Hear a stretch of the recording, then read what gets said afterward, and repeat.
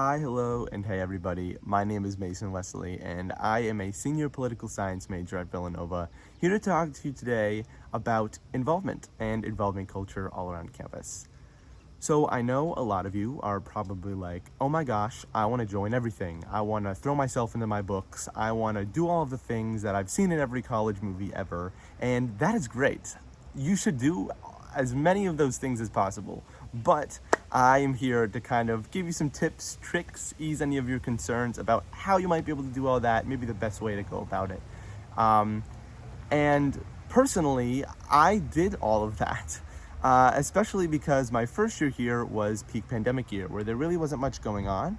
So sophomore year rolled around, and I just went crazy. I joined an a cappella group, which I never thought I'd do. I became an orientation counselor. I became a leadership facilitator. I overloaded my courses because I didn't know what I wanted to major in at the time. I did so much that I can't even count it on all my fingers.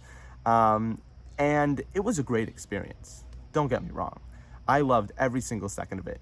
But by the end of even the first semester of sophomore year, I could already feel myself burning out, and I knew that I needed to pump the brakes a little bit on what was going on. And so for any of you who might want to join every single possible club that you see at the involvement fair, that's awesome, but it's not sustainable and it's not possible. And so I recommend that you do three things. First of all, I think you should do something completely out of your comfort zone and super random and super crazy. For me, that was a cappella. I like to sing, I played the piano, sure, but I said, sure, let me audition, and it went great. So great that now I'm in my third year, and I've arranged pieces of music, and I've done things that I never thought I'd do. Do that. Learn how to play pickleball. Go on a hike in Western Pennsylvania. Do something crazy that you never thought you'd do. Second, do something that is extremely fulfilling to yourself, that you think that you've always loved, and something that you know that can keep that energy up for yourself. Maybe that's something to do with art. Maybe you've always known how to draw. Maybe that's an intramural sport, even a club sport if you've always been into high school something. Do that to kind of make sure that you know that you'll always have some sort of rootedness for who you've always been. And the third thing is, don't worry about what other people are doing.